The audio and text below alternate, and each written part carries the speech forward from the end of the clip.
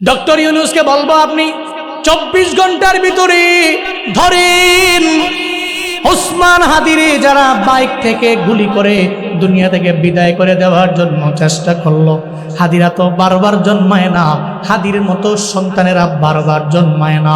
এই হাদিদের মারার জন্য বহু সন্ত্রাসেরা এরা তো বিভিন্ন প্ল্যান নিয়ে আগাইলো। আজকে হাদি, কালকে আমাদের কুমিল্লার সন্তান হাসানাত আব্দুল্লাহ, এরপরের দিন সার্জিসের মতো এমন দামি দামি ছেলেগুলারে এরা দুনিয়া থেকে বিদায় করে দেওয়ার জন্য চেষ্টা করবে। এই মেধাবীদের যদি বাংলাদেশের মানুষেরা হারায়া ফেলে, তাহলে বাংলাদেশ অনেক কিছু হারায়া ফেলবে রে বাবা। ডক্টর ইউনূসরা বলি, বেলকুচির জমিন থেকে বলি, 24 ঘন্টার মধ্যে যদি ওই সমস্ত অপরাধীদেরকে আপনি ধুইরা বাইতুল মুকাররমের সামনে আনেন, লক্ষ লক্ষ জনতার সামনে থাকবে, এর বাইতুল মুকাররমের সামনে ঝুলাইয়া যেমনে সে মারার জন্য হাদির কপাল বরাবর মাথা বরাবর গুলি চালাইল, আপনিও যদি আদেশ করেন এই মিডিয়ারা সব তোমরা ক্যাপচার করে নাও, এই লক্ষ লক্ষ জনতা তোমরাও দেখে নাও, তোমরা হাদিরে মারার জন্য গুলি মারলা। ইসলাম বলে কেউ যদি কারো চোখ নেবার চায় তাহলে চোখের বদলায় চোখ নিয়ে নাও, এদেরও গুলির মাধ্যমে এদের কপালটারে পরিপূর্ণ উড়াইয়া দাও। আল্লাহর কসম করে বইলা যাইতে পারি, এমন একটা বিচার যদি আমার দেশের মূল কেন্দ্রের মধ্যে হয়, ইন ফিউচারে এমন দুঃসাহস ঢাকার মধ্যে কেউ করতে পারবে না। ঠিক কিনা? ঠিক কিনা বলো? এই বিচারের সাথে কারা কারা একমত? দু হাত তুলে আল্লাহকে দেখাও। নারায়ে তাকবীর, নারায়ে তাকবীর, নারায়ে তাকবীর। বটগাছের নিচে বৈশা থাকায় দেখে বটগাছের মধ্যে ছোট ছোট ফল দেয়া যায়। বটগাছের পাতার দিকে তাকাইয়া দেখে পাতার ডানে বামে ফাঁকে ফাঁকে দেয়া যায় বটগাছের ফল, তবে বড় না ছোট। ইঞ্জিনিয়ার কয় আমার মাথা এত খারাপ হয় নাই, এই জন্যই তো আল্লাহরে মানি না, আল্লাহর প্রতি আমার বিন্দু মাত্র পরিমাণ কোনো আস্থা নাই। আমি চাল কুমড়ার ক্ষেতের মধ্যে গেলাম, এত বড় কুমড়া, কিন্তু তার গোড়ার দিকে তাকায়া দেখলাম একটা তারের মতো চিকন। বট গাছের নিচে আইসা বসলাম, তাকায়া দেখি বিশাল এক বট গাছের মধ্যে ফলগুলো ছোট ছোট। আমার তো মনে হইল গাছ হিসাবে ফল হইতো বড় বড়। এ কারণেই তো হুজুরে মানি না, আলেম মানি না, কুরআন মানি না, আল্লাহ মানি না। এই কারণে আমার বুঝের সাথে বুঝায় না, দেখাই তো এদের আমি মানি না, এদের কথা বিন্দু মাত্র পরিমাণ আমি পাত্তাও দেই না। এই চিন্তা করে ইঞ্জিনিয়ার বটগাছের নিচে চিন্তা করতে করতে ক্লান্ত বডি নিয়ে একটা পর্যায়ে ইঞ্জিনিয়ার ঘুমায়া গেল। আমার আল্লাহর কুদরত, আল্লাহর কারিশমা, ইঞ্জিনিয়ার যখন ঘুমায়া গেল, পর থেকে পাখি আইসা বটগাছের পাতার মধ্যে নাড়াচাড়া করার কারণে বটগাছের ছোট্ট একটা ফল যখন তার মাথার মধ্যে পড়ল, টং করে বাড়ি খাইছে, লাভ দিয়া ইঞ্জিনিয়ার ঘুম থেকে জেগে গেছে। কিরে, কে আমার মাথার মধ্যে এটা মারলো? পরে তাকায় দেখে একটা পাখি নড়াচড়া করে। বটগাছের ছোট্ট একটা ফল মাথার মধ্যে পড়ার কারণে ব্যথা তো বেশি পায় না, তবে ঘুম থেকে জেগে গেল। আমার মাওলার এমন খেলা, ইঞ্জিনিয়ারের সঙ্গে সঙ্গে মনটা পরিবর্তন হয়ে কয়, জীবনে কতদিন আল্লাহরে গালি দিলাম, এখন দেখি আল্লাহ যা করে বান্দার ভালোর জন্যই করে। আল্লাহ যদি ওই চাল কুমড়ার এত বড় বড় চাল কুমড়ার মতো যদি এই বটগাছের মধ্যে বড় একটা ফল দিয়া দিত, আর আমি ইঞ্জিনিয়ার যদি আজকে বটগাছের নিচে ক্লান্ত বডি নিয়ে ঘুমাইতাম, তাহলে আমার মাথার মধ্যে যদি চাল কুমড়া পড়তো, তাহলে তো অটোমেটিক্যালি জানাজা ছাড়াই আমার দাফন হয়ে যাইত, আমার খবর, মৃত্যুর খবর কেউ নিতেও পারত না। এর মানে বোঝা গেল আল্লাহ পাক বটগাছের মধ্যে ছোট্ট ফল কেন দিল? চাল কুমড়া গাছের মধ্যে ছোট্ট একটা তারের মতো গাছের মধ্যে চাল কুমড়া কেন দিল? এটা আমার তো বুঝে ধরে না, আমার বুঝে তো আমার আল্লাহ দুনিয়া চালায় না, আমার ব্যক্তিগত বুঝে তো আমার আল্লাহ আসমান বানায় নাই, আমার আল্লাহ জমিন বানায় নাই। ইঞ্জিনিয়ার কয় এতদিন পর্যন্ত নাস্তিক ছিলাম, আজকে থেকে আল্লাহর প্রতি আমার আস্থাও বেড়ে গেল, জীবনে কোনোদিন আর আল্লাহরে গালি দিব না, উলামায়ে কেরামরে গালি দিব না, আজকে থেকে অন্তরের মধ্যে ফিট করে নিলাম, আল্লাহ যা করে আমার আপনার ভালোর জন্যই করে। পড়েন মারহাবা। আল্লাহ যা করে ভালোর জন্যই করে। ইঞ্জিনিয়ার কয় এত গালি দিয়েছি, কত লেভেলের ভুল আমি করেছি, আর জীবনে কোনোদিন আমি আল্লাহরে গালি দিতে পারি না, উলামায়ে কেরাম গালি দিব না, আর কোরআনকে অমান্য করব না, অবিশ্বাস আমি করব না, আমার আল্লাহরে মানব। দুনিয়াতে যত যা আছে সব তো একটা পর্যায়ে চলে, একটা ভাব দাঁড়ায় চলে। আমার আল্লাহ কারো বুঝ নিয়ে চলে না, কারণ সর্বময় ক্ষমতার মালিক একজন, চিন্না বলেন তার নাম। আল্লাহ ওয়ার রাসূল ফাইন তাওয়াল্লাউ ফাইন্নাল্লাহা লা ইউহিব্বুল কাফিরিন।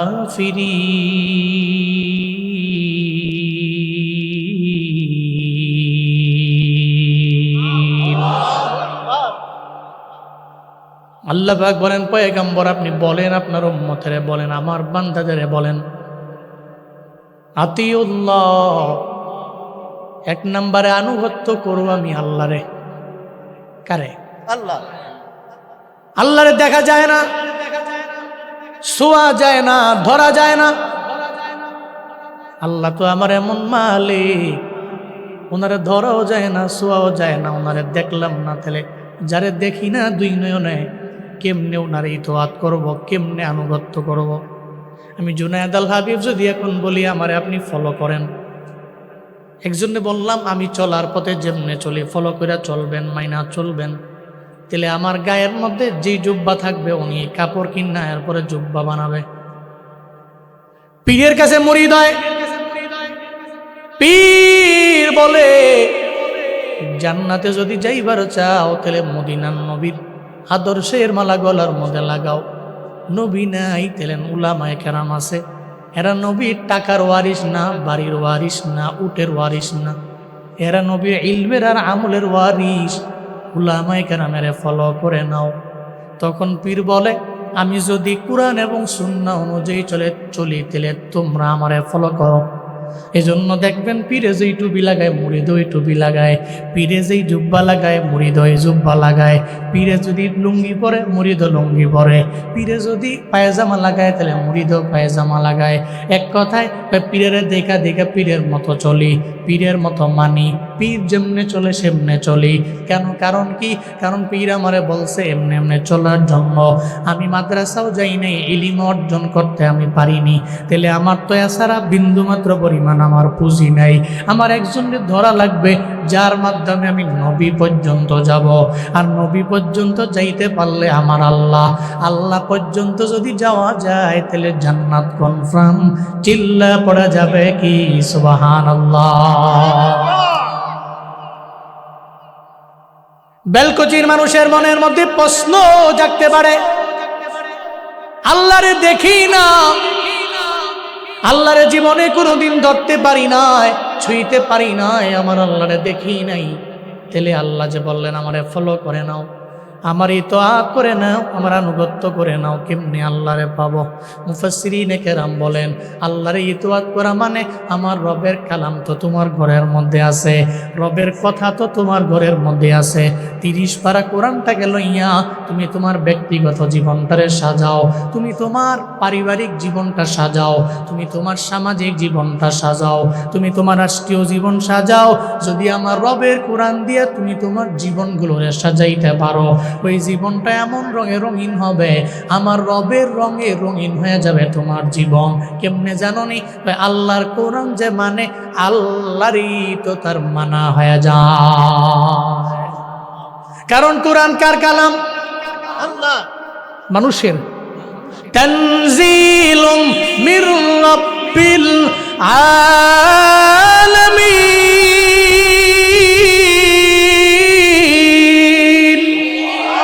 আরো জোরে আল্লাহু আকবার। আল্লাহু আকবার। আল্লাহ বলেন তানজিলুম মির রাব্বিল আলামিন, দুনিয়ার কোনো মানুষ তো বানায় নাই, রব্বুল আলামিনের পক্ষ থেকে নবীর উপর নাজিল হয়ে গেল কোরআন।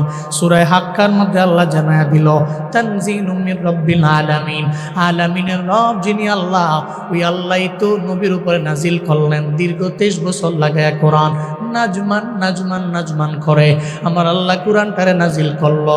আল্লাহর কোরআন যদি কেউ ফলো করে নেয় তাহলে আমার আল্লাহরেও ফলো করা হয়ে যাবে।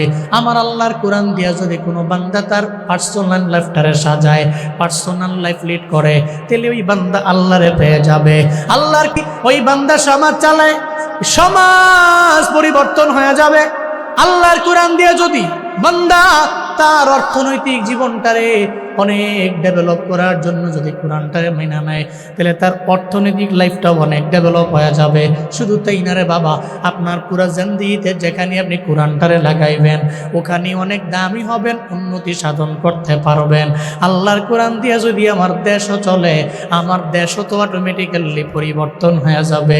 আফগানিস্তানরে এত পরিমাণে গালি দিল মোল্লাদেরে, মোল্লারা সারা জিন্দেগি লাগায় খালি যুদ্ধ করে যুদ্ধ, এরা পারেও না, এদের কোনো যোগ্যতা নাই। এখন দেখো না আল্লাহর কোরআন দিয়ে এদের দেশটারে চালায়। আমেরিকার কুকুরেরাও আফগানিস্তানের মোল্লাদের দেখলে ডরায়। তারাকতু ফীকুম মামরাইন লান তাদিল্লু মা তামাসসাকতুম বিহিমা কিতাবাল্লাহ ওয়া সুন্নাতা রাসূলি। মদিনার নবী কয় উম্মতেরা রে, দুইটা জিনিস আমি তোমাদের মাঝে দেখে গেলাম, একটা হলো কোরআন, 2 নম্বরে সুন্নাত। 1 নম্বরে কিতাবুল্লাহ, 2 নম্বরে সুন্নাত রাসূলি, তুমগো রসুলের তুমগো পয়গম্বরের সুন্নাত। 1 নম্বরে কিতাবুল্লাহ, 2 নম্বরে সুন্নাত রাসূলিল্লাহ, রাসূলুল্লাহর সুন্নাত আর রবের কিতাব তোমাদের মাঝে রেখে গেলাম। যদি দুইটা তোমরা আঁকড়ে ধরতে পারো, জীবনে কোনোদিন তোমরা পথভ্রষ্ট হবা না, জীবনে কোনোদিন লাইনচ্যুত হবা না, লাইনের বাইরে যায় অন্য লাইনে যাবা না। উম্মতেরা রে, আল্লাহ পাকের জন্যই জানায়া দিল। নবী উম্মতেরা বলেন, 1 নম্বরে ইতোয়াত আমার আল্লাহর, 2 নম্বরে ইতোয়াত পয়গম্বরের।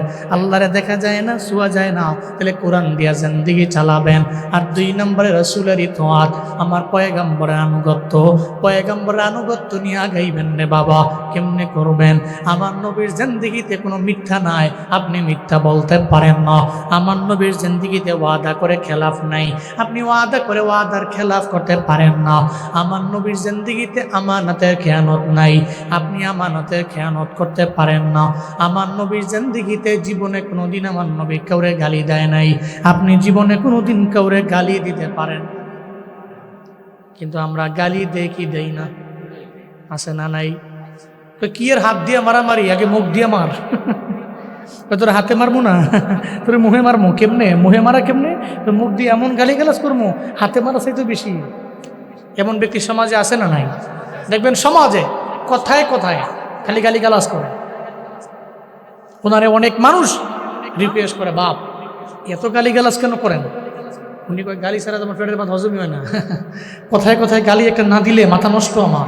এমন গালি গালাজ করার লোক আছে না নাই? নবীর আশিক দাবি করে। আহা, নবীর জিন্দেগিতে কোনো গালি আছে? আছে নাই? পৃথিবীর কোনো সেকুলাররা প্রমাণ করতে পারবে না যে নবী একটা কাফের, একটা মুশরিক, একটা বেদীনকে গালি দিয়েছে। এই প্রমাণ পৃথিবীর কোনো নাস্তিক যে নবীরে বিশ্বাস করে না সেও প্রমাণ করতে পারবে না। আর নবীর জিন্দেগিতে কোনো গালি ছিল না, আমার দিলটা মায়ার ছিল। দিলটা কেমন ছিল? মায়া ছিল। দিলটাতে মায়া ছিল। উনি মায়া দিয়া, আদর্শ দিয়া, আখলাক দিয়া, চরিত্র দিয়া অসভ্য জাতিগুলোকে সভ্য করে তুলেছেন। মায়া দিয়া, আখলাক দিয়া, আদর্শ দিয়া লাইনচ্যুত এক জাতিকে পথ দেখিয়েছেন। সুবহানাল্লাহ পড়বেন না? জাহিলিয়াতের যুগ ছিল, এমন যুগ ছিল অন্ধকার, এমন খারাপ অন্যায় অপরাধ গুনায় জর্জরিত এরা। কিন্তু নবীজি এদেরে মদিনার ইসলাম দিয়া এমন পরিমাণে এদেরে আমার নবী এমনভাবে এদের করেছেন, গড়ে তুলেছেন। নবী ইন্তেকালের আগে বইলা দিয়ে গেছে, খৈরুল কুরুনি কারনি, সর্বোত্তম যুগ হলো আমার যুগ। নবী দুনিয়াতে আসলেন, ওই যুগ ছিল অন্ধকারের যুগ। কিন্তু আমার নবী যখন দুনিয়া থেকে বিদায় নিয়ে চলে যাবে, ইন্তেকালের আগে নবী বইলা গেলেন, আমার যুগের মতো শ্রেষ্ঠ যুগ এই জগতের মধ্যে আর হতে পারে না। কেমনে করলেন? আমার নবী মাইরা মাইরা পিঠে পিঠে করছে এমন না, নবীর আদর্শ দিয়া, নবীর আখলাক দিয়া, নবীর চরিত্র দিয়া, আমার নবীর আচরণ দিয়া এমনভাবে এদের কাছে আনলেন, এরা আমার নবীর জন্য জীবন দেয়, আমার নবীর জন্য এত পরিমাণে ত্যাগ করে, এরা স্যাক্রিফাইস করে, এরা নবীর জন্য নিজের জান কোরবান করে, নবীর জন্য মালও কোরবান করে দেয়। আমার নবী খালি বলতে দেরি, ঘর থেকে সব নিয়ে আমার নবীরে দিয়া দিতে দেরি নাই। আমার নবী বলতে দেরি, সঙ্গে সঙ্গে যুদ্ধের ময়দানে যাইতে দেরি নাই। ও আল্লাহর বান্দারা, এই সাহাবায়ে কেরামদের মধ্যে তো একজন হলো হানজালা। যেই হানজালা আমার নবীর জন্য বড় পাগল পাড়া, নবীর এত পরিমাণে একা আশেক সাহাবী। যে হানজালার ব্যাপারে আমার নবী বললেন, হানজালা রে, তুমি তো নতুন বিয়া করলা, বাসর ঘর উদযাপন করবা, তুমি যাও, আমি নবীর রুখসত দিয়া দিলাম। এটা বলার পরে হযরত হানজালারে পাঠিয়ে দিল, ও হানজালা তুমি যাও, তুমি বাসর ঘর উদযাপন করো, উহুদের ময়দানে যাওয়া লাগবে না। এই কথা বইলে আমার নবী হানজালারে পাঠিয়ে দিল। ওদিকে আমার নবী সহ সাহাবায়ে কেরামেরা এরা উহুদের ময়দানে যুদ্ধের জন্য চলে যায়। হানজালা বাসর ঘরে বাসর রাত উদযাপন করে যখন গোসলের জন্য গোসলখানায় যায়, এমন হালাতে কে যেন আওয়াজ দেয়, কুতিলা মুহাম্মদ, কুতিলা মুহাম্মদ। আমার নবী নাই রে, নবীরে দুনিয়া থেকে বিদায় করে দেওয়া হয়েছে, নবী নাই, নবীরে মেরে ফেলা হয়েছে, নবীকে দুনিয়া থেকে বিদায় করে শহীদ বানিয়ে দেওয়া হয়েছে। হযরতে হানজালা কয়, এই গোসলটা আমি কার জন্য করবো? আমার নবী বুঝি নাই, অথচ আমার মায়ার নবী আমারে রুখসত দিয়া নিজে যুদ্ধের ময়দানে গেল। আমার নবী আমার এত ভালোবাসলো, নবীর জন্য আমি কি করতে পারলাম? দৌড়ে বিবির দরবারে যায়, আর যা বলে, বিবি আমার তরবারি দাও, আমি তরবারি নিয়ে উহুদের ময়দানে চলে যাব। বিবি কয়, স্বামী রে, আপনার তো গোসলটা ফরজ হয়ে গেছে, আগে আপনি যাবেন গোসল করার জন্যে, গোসল করে এরপরে আপনি যাবেন যুদ্ধের ময়দানে। হযরতে হানজালা কয়, ও বিবি আমার, না না, তোমার দিলের মধ্যে কি আমার নবীর প্রতি কোনো প্রেম নাই? তোমার দিলের মধ্যে কি আমার নবীর প্রতি কোনো মায়া নাই? আমার নবী দুনিয়ায় নাই রে। বিবি রে, তরবারিটা আমার হাতের মধ্যে দাও, আমি যুদ্ধের ময়দানে যাব, যুদ্ধের ময়দানে যাইয়া আমি যুদ্ধের ময়দানে কুফফারদের বিরুদ্ধে যুদ্ধ অংশগ্রহণ করব। আমার গোসলের কথা আমার মনে নেই, আমি ভুইলা গেছি যখন শুনছি আমার নবী দুনিয়ায় নাই। বিবিকে বারবার বারণ করে, বিবিও বারণ করে। বিবি লাশ মুহূর্তে কয়, তরবারি দিয়া দিলাম, যাও যুদ্ধের ময়দানে নবীর প্রেম নিয়ে যাও, তবে ফরজ গোসল করো নাই, গোসলটা কইরা গেলেই ভালো হইতো। হযরতে হানজালা তরবারিটা হাতের মধ্যে লইয়া উহুদের ময়দানে রওনা করলেন, যুদ্ধ করলেন জোশ লইয়া, নবীর প্রেম লইয়া, ভালোবাসা লইয়া। যুদ্ধের ময়দানে যুদ্ধ করতে করতে বহু কাফের রে, বেঈমান রে জাহান্নামের মধ্যে পাঠায়া দিয়া একটা পর্যায়ে অনেকগুলা কুফফারদের মাঝে পড়ে গেল। হযরতে হানজালা রে এমনভাবে আঘাত করলো, উনি দুনিয়া থেকে শাহাদাতের পেয়ালা পান করলেন। এরা মরে না, এরা দুনিয়ার মধ্যে এরা জীবিতই হয়ে থাকে, কারণ কবরের মধ্যে আমার আল্লাহ সুহাদায়ে কেরামের আমার আল্লাহ রিজিক দেয়, এদের আল্লাহ জান্নাতি খাবার খাওয়ায়। আল্লাহ বলছে, জীবনও কোনোদিন কোনো সুহাদাদারে তোমরা মৃত বলো না, এরা জীবিত। চিল্লা বলেন ঘোষণা কার? ولا تقولوا لمن يقتل في سبيل الله أموات بل أحياء ولكن لا تشعرون। চিল্লা জোরে করে পড়েন আল্লাহু আকবার। সূরাতুল বাকারার মধ্যে আল্লাহ পাক জানাইয়া দিলেন 104 নম্বর আয়াতে, এই বান্দারা, যেই মুমিনেরা, যেই মুসলমানেরা আমি রবের ধর্মকে সমুন্নত করতে যায়, জমিনের মধ্যে তাজা রক্তগুলো জমিনের মধ্যে বিলীন করে দেয়, এদের জীবনেও কোনোদিন তোমরা মৃত বলো না, এরা জীবিত। তোমরা যদিও বুঝো না, জানো না, বালহুম ইয়ারজাকুন, এরা কবরের মধ্যে গেছে, আমি আল্লাহ এদের ছেড়ে যাই নাই। এরা দুনিয়াতে আমি আল্লাহরে বড় করছে, কবরের মধ্যে আমি আল্লাহ ভুলে যাই না। জান্নাতি খাবার ফেরেশতাদের মধ্যে পাঠাইয়া একটা জীবিত মানুষের কবরের মধ্যে জান্নাতের বাগান বানায়া আমি আল্লাহ এদের খাওয়াই। চিল্লা পড়বেন কি সুবহানাল্লাহ। শাহাদাতের পেয়ালা পান করলেন হযরতে হানজালা। যুদ্ধ শেষ হয়ে গেল, নবীজি বললেন, সাহাবায়ে কেরামেরা রে, আমার কত সাহাবীরা দুনিয়া থেকে বিদায় নিয়ে চলে গেল উহুদের ময়দানে। শুহাদাদের খাতার মধ্যে নাম উঠে গেল। সাহাবীরা রে, উহুদের ময়দানে আমার সাহাবায়ে কেরামদের লাশগুলো তোমরা একসাথে করে নাও। যখন সবগুলো লাশ একসাথে করা হলো, নবীজি অর্ডার করলেন, এদের একজনেরও গোসল দেওয়া যাবে না, বিনা গোসলে কবরে দাও। কারণ শুহাদায়ে কেরামদের বিনা গোসলে কবরের মধ্যে দেওয়ার কারণ হলো হাসরের ময়দানে শুহাদায়ে কেরামেরা যখন আল্লাহ পাক ইসরাফিলের ফুয়ার আওয়াজে কিয়ামতের ময়দান কায়েম করবে, ওই শুহাদায়ে কেরামেরা রবের দরবারে যাবে। কারো হাত নাই, কারো পা নাই, কারো কান নাই, কারো চোখ নাই, কারো মাথার অর্ধেক নাই, মাথার খুলি উড়ে গেছে, এমন হালাত এমন রবের দরবারে দাঁড়াবে। আল্লাহ বলবে তোমরা কারা? এরা বলবে আমরা শুহাদা। আল্লাহ গো, দুনিয়াতে ইসলাম কায়েম করতে যাইয়া আমরা দুনিয়ার মধ্যে আমাদের হাত হারাইলাম, আমাদের পা হারাইলাম, আমাদের কান হারাইলাম, আমাদের চোখ হারায় ফেললাম, আমাদের মাথা হারায় ফেললাম। আমরা এ কারণে এই অবস্থায় কোনো গোসল দেওয়া হয় নাই, কবরের মধ্যে দাফন করা হলো। যখন এই অবস্থায় শুহাদায়ে কেরামেরা যাবে, আল্লাহ বলবে এই শুহাদায়ে কেরামেরা, আজকে আমি আল্লাহ তোদের জন্য যে জান্নাত বানাইলাম, তোদের জন্য কোনো মিজানের দাঁড়িপাল্লা নাই, তোদের জন্য কোনো হিসাব নাই। আমি আল্লাহ বলে দিলাম বেলা হিসাব জান্নাতে ঢুকে যা। মায়ার নবী বললেন সব সাহাবায়ে কেরামদের লাশ একসাথে করে দাও। একটু পরে একটা নারী দৌড়ে আমার নবীর সামনে আইলো, আয়া কয় নবী সবাই রে গোসল ছাড়া দাফন দিল, আমার স্বামী রে গোসল ছাড়া দাফন দিবেন না। কে তোমার স্বামী? কয় আমার স্বামী হলো হানজালা।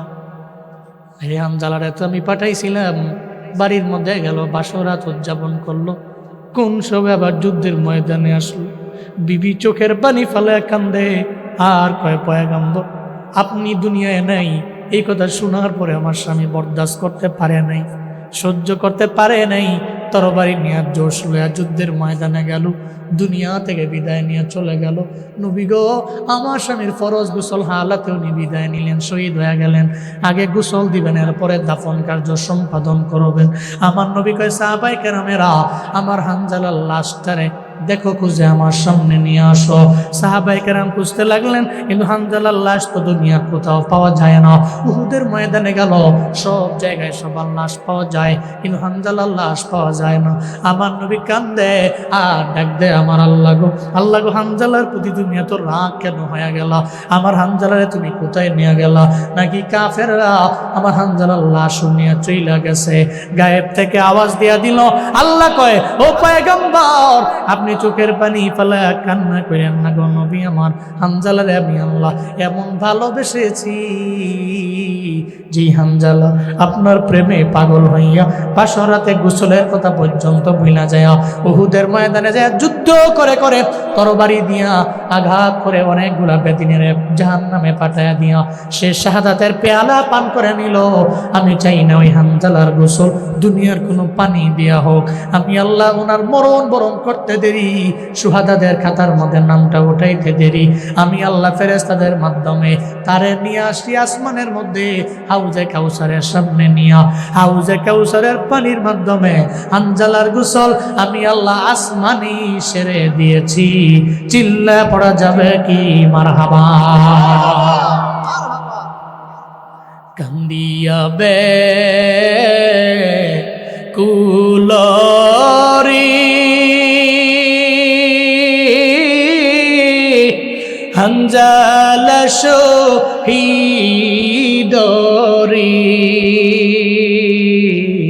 কলিজাসি রিসে সেই জঙ্গে ও হুদে, কলিজাসি রিসে সেই জঙ্গে ও হুদে, নবীর সাহাবী ছিলেন হানজালা নামেতে, যিনি শহীদ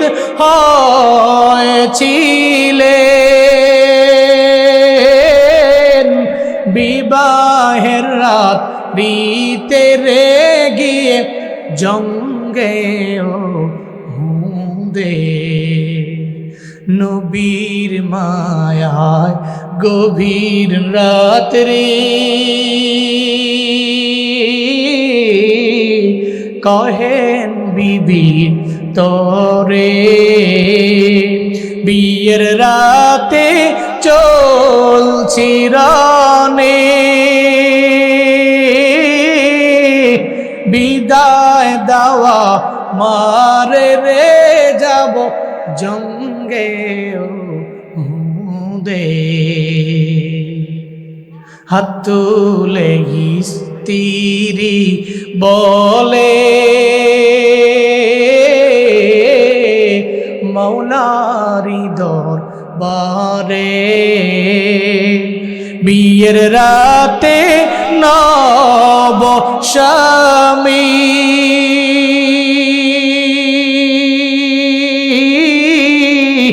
সপিলাম তো মারে রে সেই জঙ্গে দে যুদ্ধে গেলে শহীদ হইলে না পাক হালাতে নবী জেনে সাহাবাদের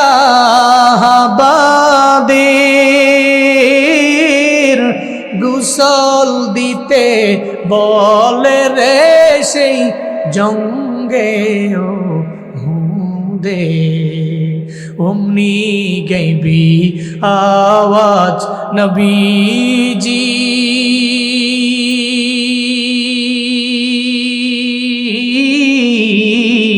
পাইলেন শুনিতে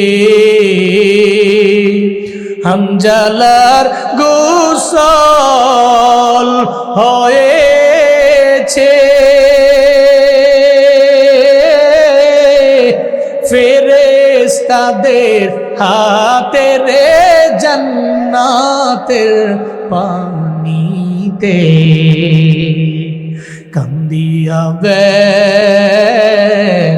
কুলরে হামজালা শহীদ রে কুলি জসি রিসে সেই জঙ্গে দে কুলি জসি রিসে সেই জঙ্গে দে কুলি জসি রিসে সেই জঙ্গে দে হানজালার দাম কে বাড়াইছেন? কেন বাড়াইলেন? নবীর মহাব্বত দিলে আছে, নবীর মহাব্বত দিলে আছে, জান দিয়ে দিচ্ছে, দামও আল্লাহ বাড়াইছে। দুনিয়ায় তোমার জান্নাতি পানি দিয়া গোসল করে দিল। সুবহানাল্লাহ পড়বেন না? আখেরাতে তো আছে রিজার্ভ, কিন্তু দুনিয়াতেই জান্নাতি পানি হাউজে কাউসারের পানি দিয়া তোমার দুনিয়ায় গোসল দিয়া দুনিয়ায় দাফন হয়ে যাও তুমি। তবে দুনিয়াতে প্রতিদান দিলাম, যা যায় আখেরা তো আছেই, যা যায় আখেরা রিজার্ভ তোমার জন্য। এই জন্য ইতোয়াত করবো এক নম্বরে আল্লাহর। কার? আল্লাহ, দ্যাট মিনস কোরআনের। 2 নম্বরে ইতোয়াত করবো আমরা নবীজির, নবীর সুন্নতের উপরে আমল করব, নবীর ভালোবাসা নিয়ে অগ্রগামী হব। নবীরে ভালোবাসলে আমরা আল্লাহকে পাবো, আর আল্লাহকে পেয়ে গেলে আমাদের জান্নাত কনফার্ম হয়ে যাবে। মনে রাখবেন, আপনি আল্লাহকেও মানলেন না, রাসূলকেও মানলেন না, কোরআনও মানলেন না, হাদিসও মানলেন না। আল্লাহ কয় ওমান তাওয়াল্লাহ, যে ব্যক্তি মুখ ফিরে আনিল, না মানলো আল্লাহ রে, না মানলো রাসূল রে, মান তাওয়াল্লাহ। মনে রেখো, ফাইন্নাল্লাহা লা ইউহিব্বুল কাফিরিন, আল্লাহ কাফেরদের পছন্দ করে না, আল্লাহ কাফেরদের ভালোবাসে না। তোমরা কুফরি করলা, অস্বীকার করলা, আল্লাহ মানলা না, রাসূল মানলা না, কোরআন মানলা না, সুন্নত মানলা না। ফামান তাওয়াল্লাহ ফাইন তাওয়াল্লাহ, যে ব্যক্তি মুখ ফিরিয়ে নিছে, যদি মুখ ফিরিয়ে নেয় এদের শোনায় দাও, কাফেররা তোমরা আল্লাহরে মানো না, রাসূলরে মানো না, এটা মনে করো না লসটা আল্লাহর হয়েছে, লসটা তোমার হয়েছে। আচ্ছা বলেন তো, 5 ওয়াক্ত নামাজ যদি আমরা পড়ি, লাভটা কি আমার না আল্লাহ? সবাই বলতে হবে আমার না আল্লাহর? আমি যদি কোরআন দিয়া আমার জিন্দেগি চালাই, লাভটা কি আমার না আল্লাহ? আমি যদি নবীর সুন্নত অনুযায়ী আমার লাইফ লিড করি, তাহলে ফায়দা কি আমার না নবীজির? আমার। ফায়দাটা আমার, লাভটা আমার। এই জন্য যারা মুখ ফিরিয়ে নেয়, যারা কোরআন এবং সুন্নাহ বহির্ভূত লাইফ লিড করে, এদের কোনো দাম নাই, ব্যক্তিগত কোনো ফায়দাও নাই, কোনো উপকারও নাই।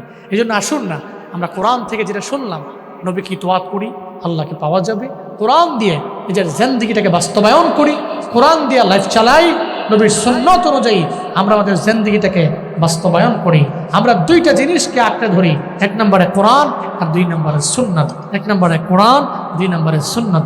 এই দুইটা জিনিস আঁকড়ে ধরে এরপরে আমরা মৃত্যু পরবর্তী জীবনের জন্য কিছু পুঁজি নিয়ে মরণ বরণ করি। আল্লাহ আমাদেরকে বেঈমান বানায় কবরে নিয়েন না। কোরআন এবং সুন্নাহর উপরে পুরো জিন্দেগিটাকে পরিচালনা করে এরপরে আপনি কবরের ডাক দিয়েন। সকলে চিল্লায় পড়েন আমিন। আরো জোরে আওয়াজ করে পড়েন আমিন।